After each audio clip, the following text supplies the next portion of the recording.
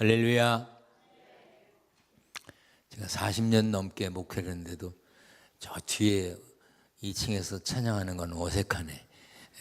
아무튼 뭐 여기 교회 시스템에 맞게 여러분들이 해주셨는데 감사합니다.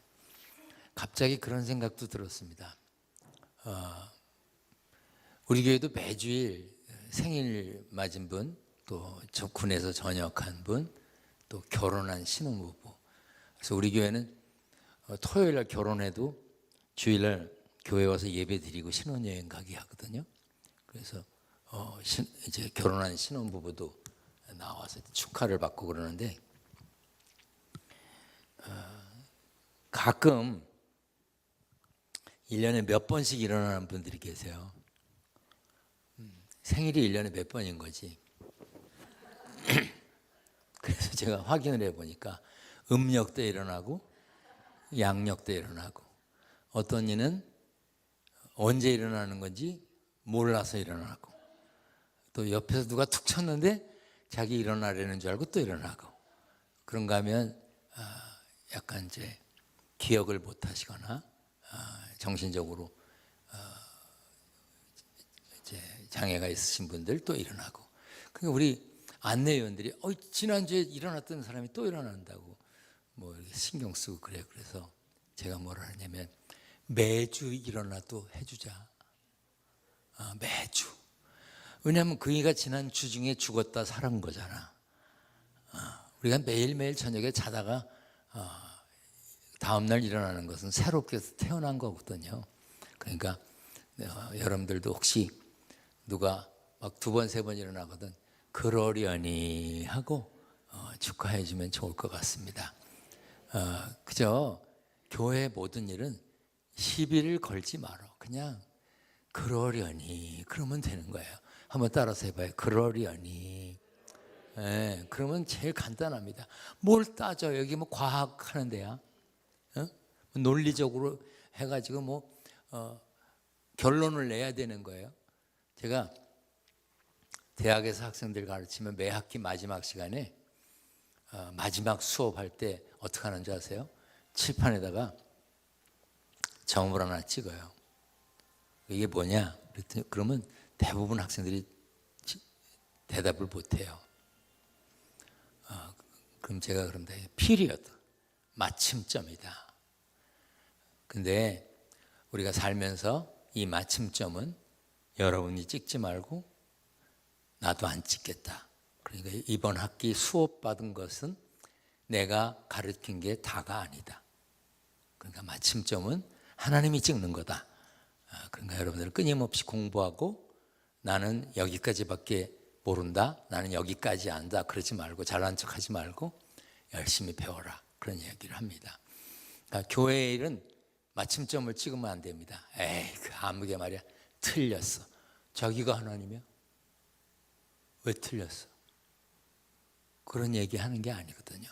그래서 여러분들 범사에 하나님이 기뻐하시고 괜찮아 하실 만한 그런 신앙생활 하시길 주님의 이름으로 부탁드립니다. 해마다 연말이 되면 교회는 일꾼을 세웁니다. 집사도 뽑고 권사도 뽑고 장로도 뽑고. 그런데 이제 문제가 생깁니다. 제가 뭘 한 게 있다고 집사를 세우냐? 쟤는 온 지 나보다 얼마 안 됐는데 왜 권사를 주냐? 저 사람이 무슨 뭐 교회를 등에 지고 가더냐? 무거운 짐이 있으면 혼자 다 감당을 하더냐? 헌금을 뭐 1년에 몇십만 불씩 하더냐? 왜 장로를 주냐? 이러고 시비 거는 사람들이 있습니다. 뉴욕은 모르겠어. 한국에 있어. 그뿐 아니라 연말 이제 구역회를 통해서 결산을 합니다. 그리고 새로운 예산을 세웁니다. 거기에 이러쿵저러쿵 떠드는 사람들이 있습니다. 그래서 저는 해마다 연말이면 같은 설교를 합니다. 비슷한 설교를 해요. 왜냐하면 바울도 빌립보서 3장 1절에 너희에게 같은 말을 쓰는 것이 내게는 수고로움이 없고 너희에게는 안전하다 그랬거든. 아니, 바울도 했던 말을 하는데 뭐 나라고 못하겠어요? 늘 하죠. 그런데 이렇게 설교를 했던 걸 또 하고 했던 걸 또 해도 고마운 건 교인들이 생전 처음 듣는 것처럼 또 듣는 것이고, 또 그렇게 얘기해도 못 알아듣고 또 다시 얘기해요. 그리고 저는 매년 마지막 주일 설교는 똑같습니다. 잘못했습니다. 그게 제 설교예요.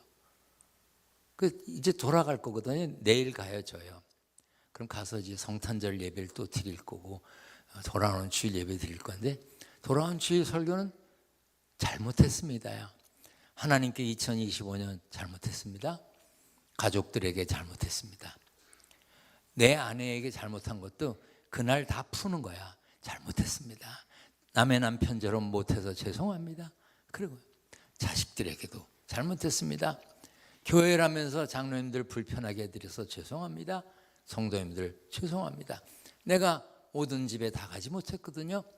또 백일집, 돌집, 회갑집, 칠순, 팔순, 구순 내가 어떻게 다녀요? 어느 집 한 번 갔다가 난리가 나는데 그 집하고 무슨 관계가 있길래 그 집은 가고 예전에 내 생일 때는 안 왔냐? 이러니까 아예 안 갑니다. 그러니까 여러분들 즐거웠던 일에 슬펐던 일에 같이 하지 못했으니 죄송합니다. 이렇게 합니다. 그러면 어떤 분들은 그동안에 내가 잘못했던 거 다 용서가 된대. 그럼 그런 말을 하지 말아야지. 내가 잘못했던 것 때문에 마음이 상했었다는 얘기잖아.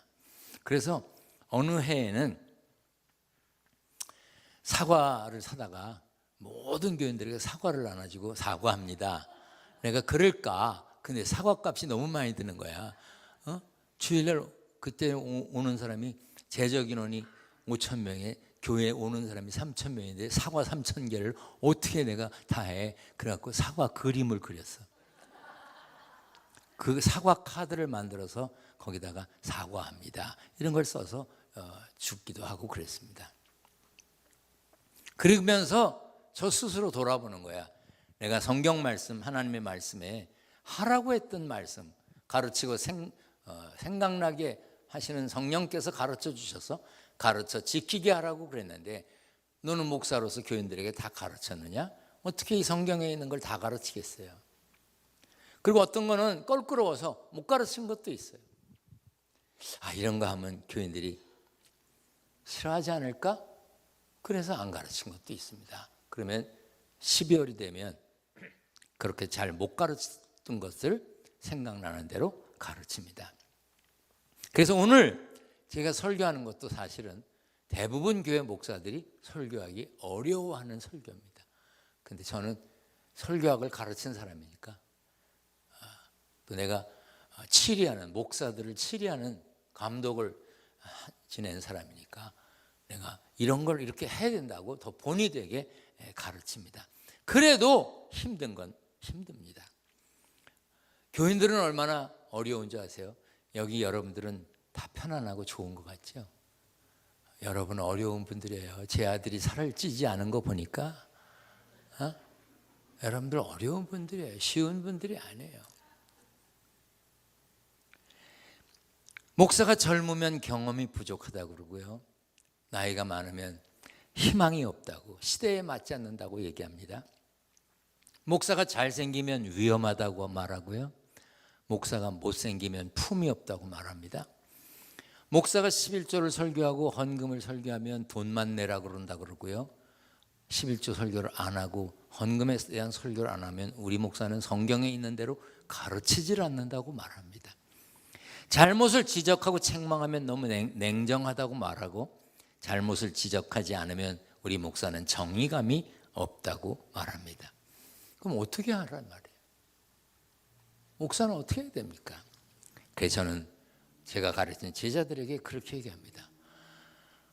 하나님의 말씀이니까 전해야 된다. 무조건 전해야 된다. 교인들에게 눈 쳐다보고 얘기하기 곤란하냐? 지붕을 보고라도 얘기해라. 땅바닥을 보고라도 할 소리를 해야 된다. 그게 목사 아니겠느냐? 오늘 말씀도 마찬가지입니다. 여러분들이 말씀을 귀로 듣지 말고 가슴으로 듣는 시간 되시기를 축원합니다. 사람의 욕심이 끝이 없습니다. 그래서 우리 기도가 늘 달라 그러는 거죠. 잠언 기자는 잠언 30장 8절에 이렇게 가르쳤습니다. 나를 가난하게도 마옵시고 부하게도 마옵시고. 여러분 기도하십니까? 그런데 나를 가난하게 하지 말아주세요 라고 하는 기도는 하죠. 근데 그 뒤에 부하게도 마옵소서는 안 합니다. 해보셨어요? 하나님 돈 생길까 봐 걱정됩니다. 장사 너무 잘 되면 교만해서 하나님 모른다고 할지도 모릅니다. 그러니 너무 잘 되게 하지 말아주세요. 그리고 기도해 본 적 있어요? 없잖아요. 감사할 줄 모르고 사는 사람들은 바울의 고백에 귀를 기울여야 됩니다. 빌립보서 4장 11절로 13절에 내가 궁핍함으로 말하는 것이 아니니라 어떤 형편에서든지 나는 자족하기를 배웠노니, 그리고 쭉 나가다가 내게 능력 주시는 자 안에서 내가 모든 것을 할 수 있느니라. 이 말씀은요, I can do it, 나는 모든 걸 다 할 수 있다, 그런 뜻이 아닙니다. 능력이 많으신 하나님, 전능하신 하나님이 내게 파워를 주셔서 힘을 주셔서 내가 모든 것을 할 수 있다, 그런 뜻이 아닙니다.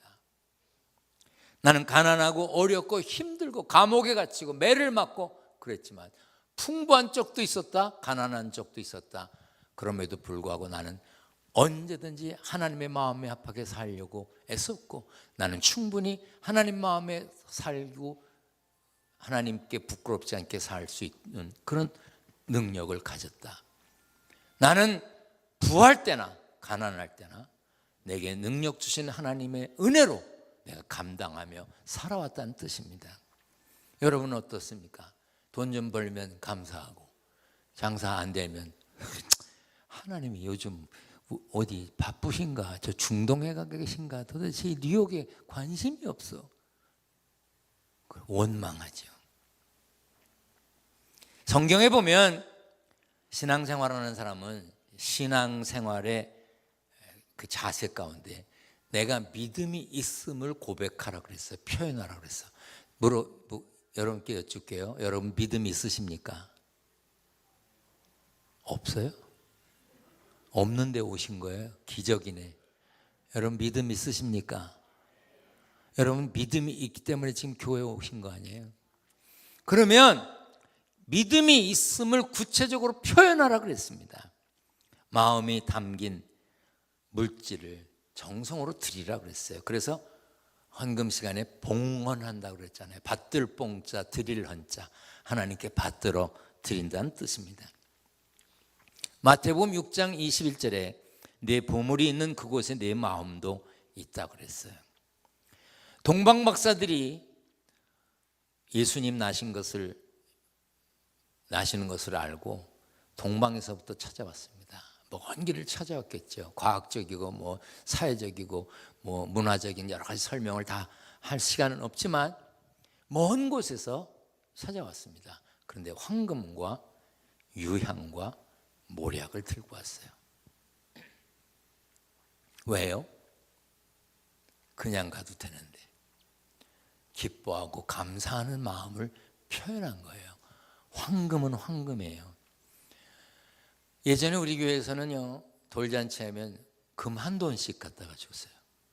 그럼 보통 7만 원 정도 했어요. 제가 목회 처음 시작할 때. 근데 요즘 금 한 돈에 얼마인 줄 아세요? 한국에서? 네? 70만 원 갖고 사지도 못해요. 안 팔아요. 80만 원 주면 금고에서 내놔요. 금 사기 어렵습니다. 금 무지 비쌉니다. 미안합니다. 다이아몬드 갖고 계신 분, 가짜 말고 진품, 값 떨어졌습니다. 이젠 다이아몬드 결혼식 때도 안 합니다. 여러분 가지고 있는 다이아몬드 얼마 주고 사셨습니까? 그거 지금 갖다가 팔면 반값도 못 받습니다. 한국에서 그렇습니다. 왜? 값어치가 떨어졌어요. 이제는 가짜로 만드는 다이아몬드가 더 좋아요. 그래서 유명 연예인들도 가짜 다이아몬드를 만듭니다. 지금 다이아몬드 갖고 계신 분은, 난 미국은 모르겠어요. 한국의 경우는 as soon as possible, 가급적 빨리 내다가 팔아야 손에 들 봅니다. 그리고 아쉬우면 가짜를 끼고 다니세요. 왜 지금 다이아몬드 값이 떨어졌다는 얘기를 하냐면 황금은 그 옛날에도 황금이고 지금도 황금이에요. 그 황금, 그렇게 귀했던 유향, 그렇게 귀했던 몰약을 왜 가져왔을까? 박사들이 그렇게 몸으로 표현했는데, 먼 곳에서부터 왔는데 물질을 드렸어요.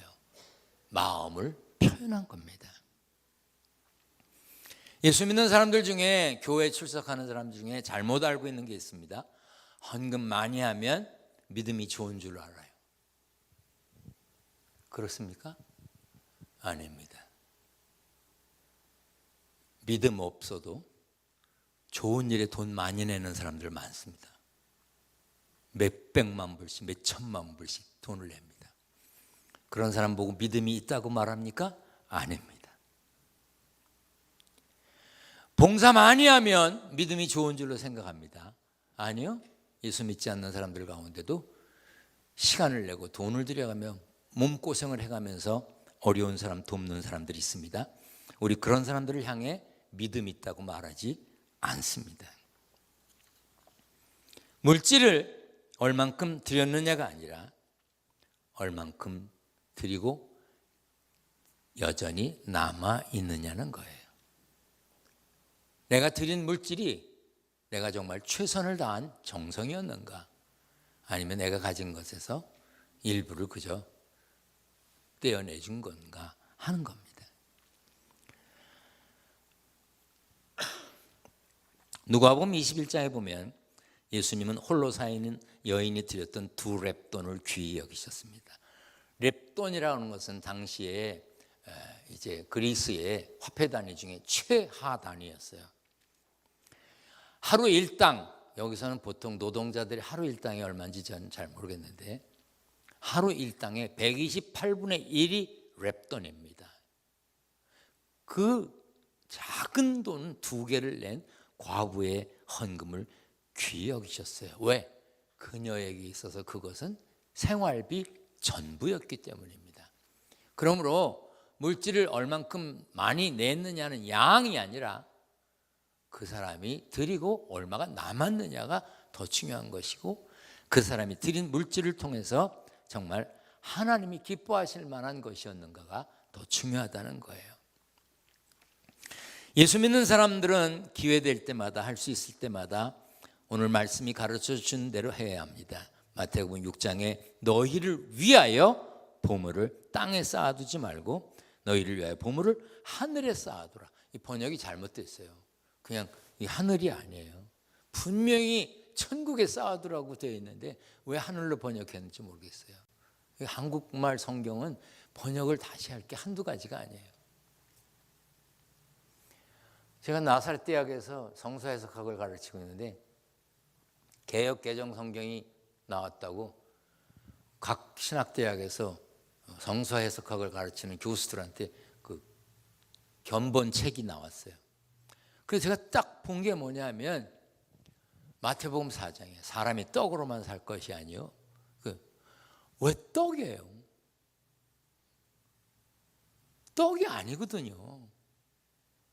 왜 떡으로 번역했냐? 이 번역이라는 게 자유롭게 하는 번역이 있어요. 원문의 뜻만 이해가 되면 번역은 내 마음대로 하는 거예요. 내가 소중한 사람, 사랑하는 사람의 죽음으로 마음 아픈 이들을 위하라는 책은 제 마음대로 번역했어요. 그 다음에 두 번째는 문자적인 번역이 있어요. 뜻이 통하든 안 통하든 원문의 문자대로 번역하는 거예요. 근데 그렇게 하면요, 뜻이 안 통하는 경우가 있거든요. 그래서 다이나믹 이퀴벌런트라고 그래갖고 역동적 대응 번역이 있어요. 그 문장이 뜻하는 게 무엇인지 정확히 번역해 줘야 되는데 마태복음 4장에 나오는 사람이 떡으로만 살 것이 아니요, 그 떡은요 그냥 빵이라고 번역하면 제일 간단한 거거든요. 왜냐면 유대인들이 날마다 먹는 거니까, 일용할 양식이니까. 근데 빵도 아니고 우리식으로 역동적 대응 번역을 해서 밥도 아니고 느닷없이 떡이라고 번역했어요. 그러니까 하나님의 말씀을 밥 먹듯 먹어야 되는데 번역을 사람이 떡으로만 살 것이 아니니까, 여러분 떡 언제 먹어요? 그러니까 성경을 1년에 떡 먹듯 보는 거야. 요즘 애들은 떡도 안 먹어. 그냥 이 번역이 잘못됐다. 그런 게 많아요. 구약부터 신약부터. 그래서 막 내가 항의했어요. 이렇게 했냐고 막 그랬더니 거기에 온 답변이 뭔지 아세요? 이미 우리에게 익숙해졌으니, 영어로 말하면 used 됐으니 그냥 쓰자는 거예요. 근데 거기 대장이 누구냐? 나이 많은 학자예요. 제가 그랬어요. 그이가 빨리 가야 이게 번역이 제대로 되겠구나. 근데 그분이 아직도 안 돌아가셨어요.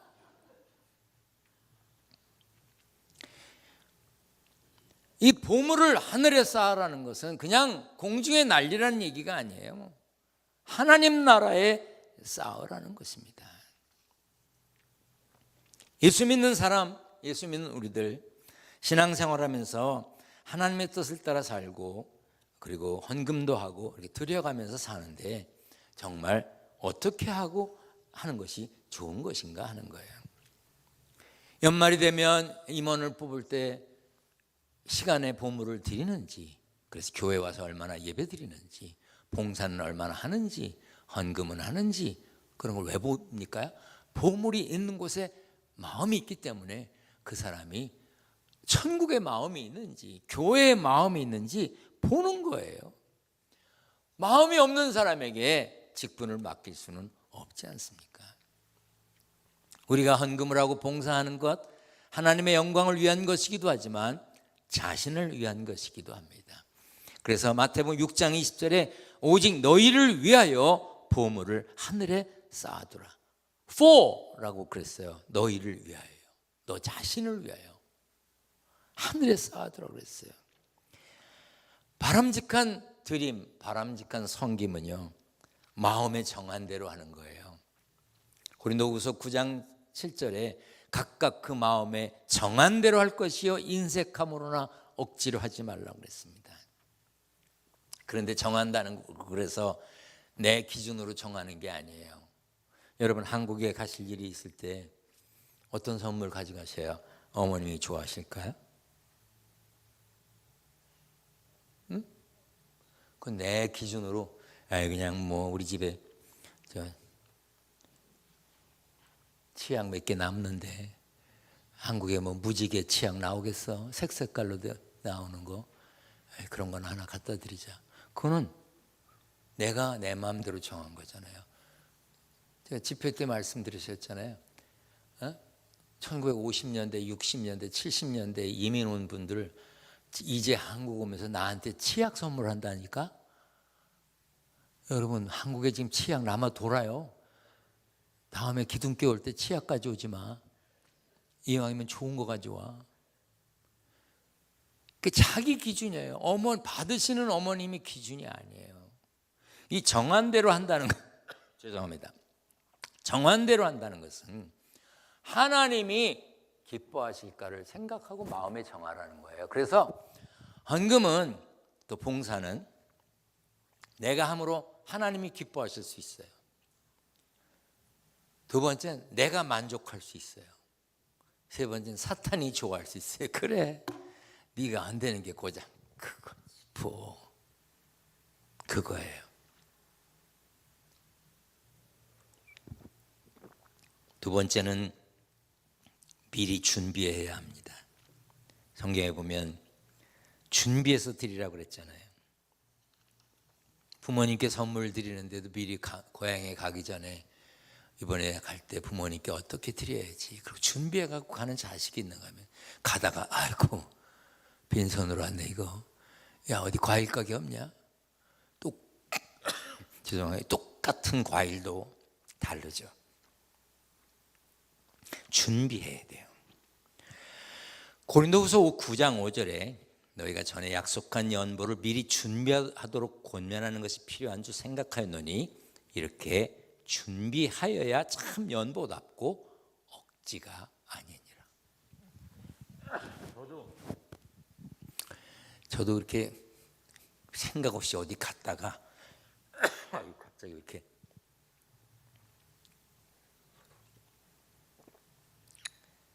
예배 자리에 참석하게 되는데 헌금하는 줄 몰랐는데 헌금할 때가 있어요.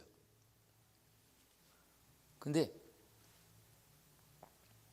저라고 뭐 기억력이 좋아서 늘 지갑을 주머니에 넣고 다니는 건 아니고 그날따라 또 지갑을 안 가져갔어. 헌금 바구니는 돌아. 어떻게 해요? 주먹을 꽉 쥐고 돈이 들어있는 것처럼 하고 넣었다 빼놔요? 그건 더 나쁜 거야. 그래서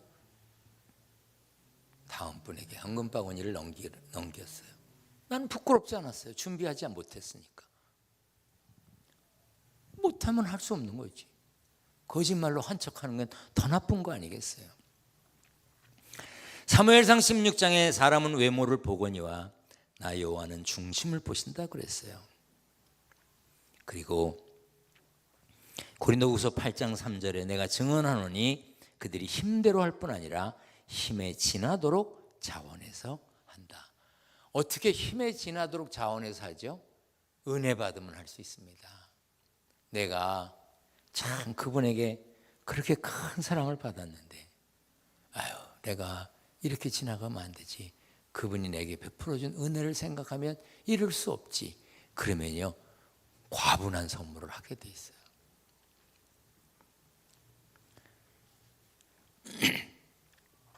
네 번째, 하나님께 영광을 돌릴 만큼 후회해야 합니다. 고린도후서 9장 13절에 모든 사람을 섬기는 너희의 후한 연보로 말미암아 하나님께 영광을 돌리라 그랬어요. 자기 자신을 위해서 쓸 땐 너그럽습니다. 부모나 자녀에게 후합니다. 자기 이름을 내는 일에는 망설임이 없습니다. 그러나 하나님께 드릴 때는 고민합니다. 굳이 이렇게 많이 해야 돼? 아무개는 나보다 예수 믿은 지 오래됐는데 그렇게 많이 안 하는 것 같은데. 교회에 힘을 보탤 때는 각박합니다. 어려운 이웃과 나누는 일에는 주저합니다. 여러분에게 묻고 싶습니다. 10년, 20년, 30년 신앙생활하면서 내가 짐이 될 만큼 후한 연보를 드려본 적이 있습니까? 내가 곧 죽을지도 모르는데 죽기를 각오하고 섬기고 봉사하는 자리에 가본 적 있습니까? 그렇지 않다면 우리는 후하게 드려본 적이 없는 사람들입니다. 그러면서 얼마나 얌체 같죠? 나는 그저 내 형편껏 그저 내 마음에 있는 대로 하면서 하나님께는 나보고 풍성하게 해달라고 기도하지 않습니까? 물질을 원하는 하나님께서 특별하게 명하신 것이 있습니다. 11조입니다. 11조에 대해서 이야기하면 좋아하는 교인 99.9% 없습니다. 근데 목사는 해야죠. 왜 11조를 어려워하느냐? 다 내가 노력하고 내가 똑똑하고 내가 잘나서 얻은 것에 10분의 1을 드린다고 생각하니까 어렵습니다. 그런데 다 하나님이 내게 주신 은혜라고 생각하면 그 중에 10분의 1은 아무것도 아닌 것이 되는 겁니다. 11조는 그러므로 하나님이 주셨음을 인정하는 것에부터 시작됩니다. 역대상 29장 10절에 모든 것이 주께로 말미암았사오니 우리가 주의 손에서 받은 것으로 주께 드렸을 뿐입니다 합니다. 사실 100불에서 10불은 할 수 있습니다. 쉽습니다. 1000불에서 100불 하려면 조금 이게 뭐 11조가 꼭 해야 되는 걸까? 이런 생각하다가 10,000불에서 1000불 하려면 떨려 됩니다. 10만 불에서 10,000불, 100만 불에서 10만 불 어렵죠. 성남에 가면 대원교회라고 있어요. 이막순 목사님 계십니다. 내가 거기 부흥회 갔는데 이막순 목사님이 그래요. 어떤 여자 집사님이 막 어딜 나가려고 그러는데 목사님 교회 계세요? 있다고. 기다리세요. 나 어디 가야 되네. 글쎄 안 기다리면 큰일 나요. 기다리세요. 그래서 마음에 교인들이라는 게 정말 저밖에 모르는구나. 내가 어디 가야 된다고 그러는데 기다리라고. 기다려. 10분을 기다려, 20분을 기다려도 안 오는데 전화를 했대. 지금 가는 중이니까 기다리세요. 약속은 다 틀어진 거야. 그쪽에다 또 연락하고 늦는다고 그러고. 어쩐지 평상시도 말 안 듣고 속삭이더니 또 그냥 똑같이 막 헐레벌떡 튀어왔다 오더래요. 그랬더니 봉투를 하나 탁 내놓고 기도해달라고 그러더래.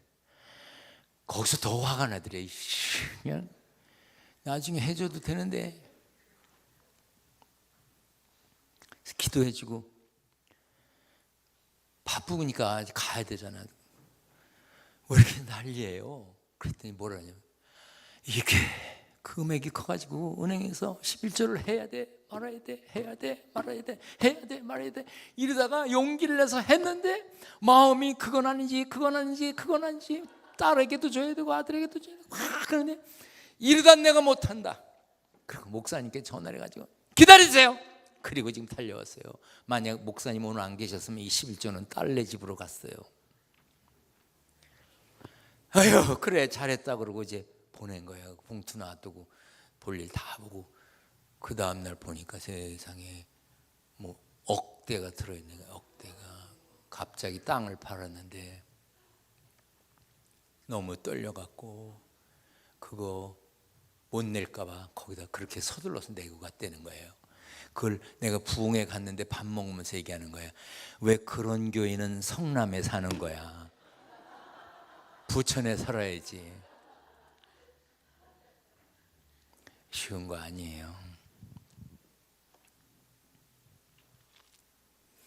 말라기 3장 10절에 만군의 여호와가 이르노라 너희의 온전한 11조를 창고에 드리라고 그랬습니다.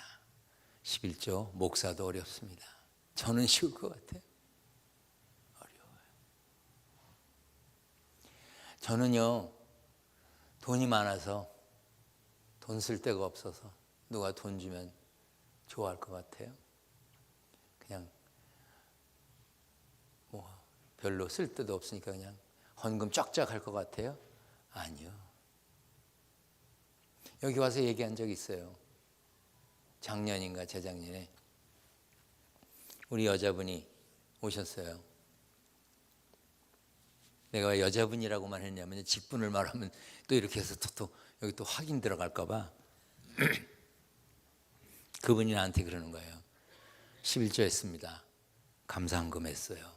선견금도 했어요. 다 뗐어요. 그리고 이거는 목사님께 드리는 겁니다. 뭘 해도 좋습니다. 미국에 있는 아들 주셔도 좋고 뭐 혼자 뭐 하여튼 뭘 해도 좋으니까 절대로 헌금이 아니니까 알아서 쓰세요. 그래서 내가 속으로 그랬어요. 얼마나 넣고 저렇게 제세를 떠나. 그래서 알았어 고마워 그리고 기도해주고 보냈어요. 나도 뭐 교인이 가져온 봉투인데 궁금하지도 않더라고. 아이고 얼마나 넣고 또 갖고 저러나. 그래서 100만 원이나 넣었나 그러고서 교회에다 놔뒀다가 잊어버렸어요. 그 다음날 교회 가보니까 1억이 들어있어요. 1억이요. 수표 한 장이 딱 들어있어요. 이야, 목회하다 보니까 이런 일도 있구나. 어떻게 할까? 뭐 했을까? 그런데 순간적으로 이 생각이 들더라고요. 우리 집사람하고 의논하면 문제가 생기기 시작할 것 같아요. 이렇게 쓰자 저렇게 쓰자. 뉴욕에 있는 아들들이 생각나요. 생활도 넉넉지 않고. 그런데 어떻게 보낼까? 별 생각이 다 드는데 딱 생각나는 게 아프리카의 선교지에 이 돈이면 교회를 두세 개 짓겠구나. 그 생각이 나는 거예요. 그래서 만변할까 봐 봉투 들고 그대로 우리 선교 담당 권사님께 갖다 줬어요.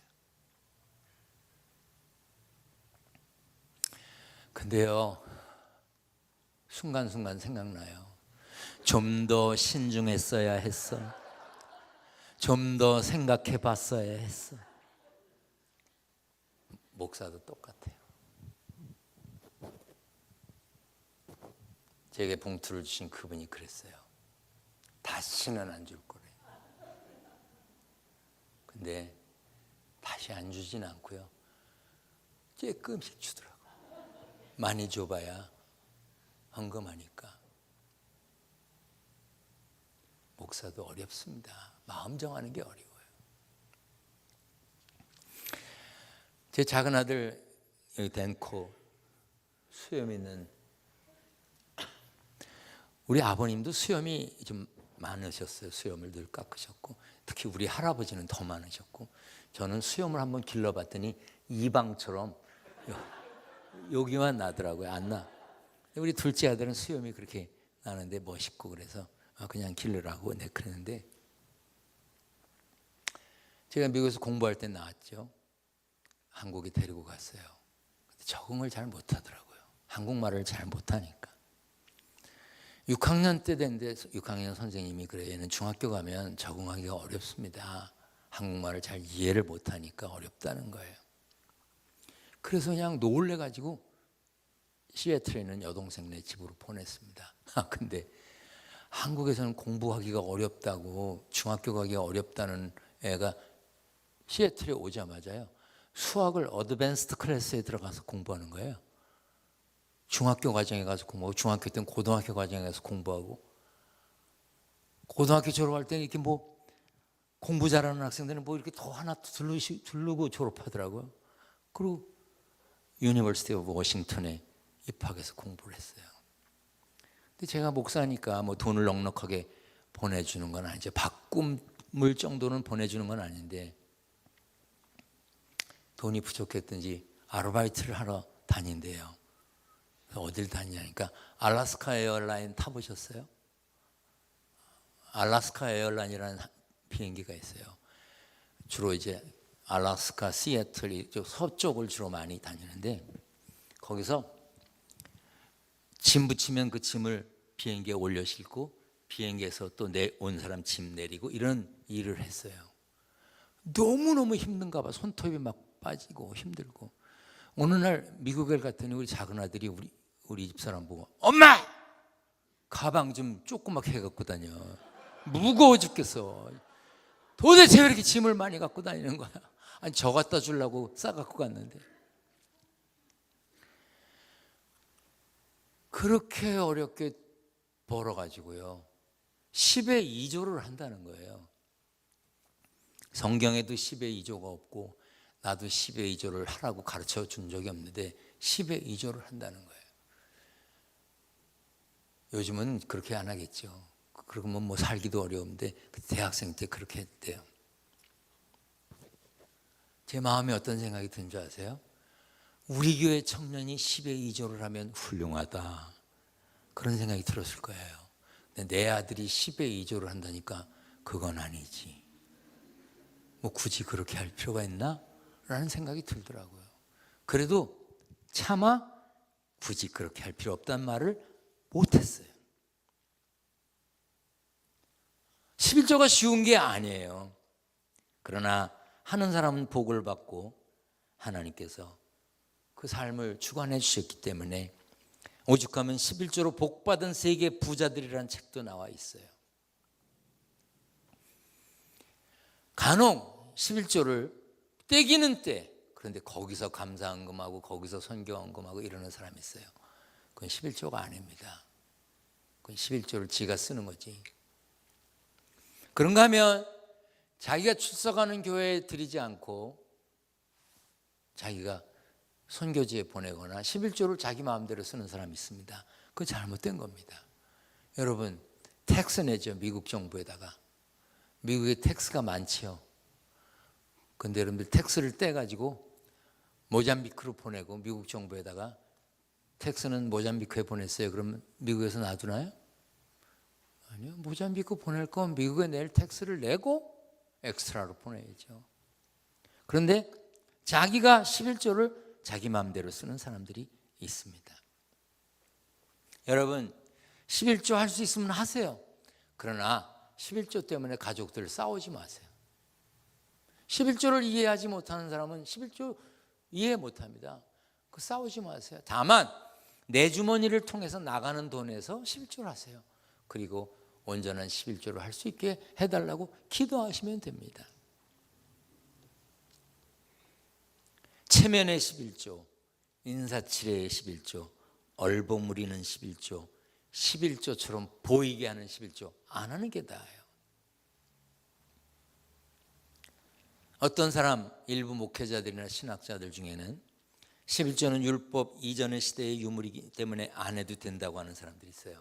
그런 사람들은요, 자기가 안 하는 걸 정당화하기 위해서 그래요.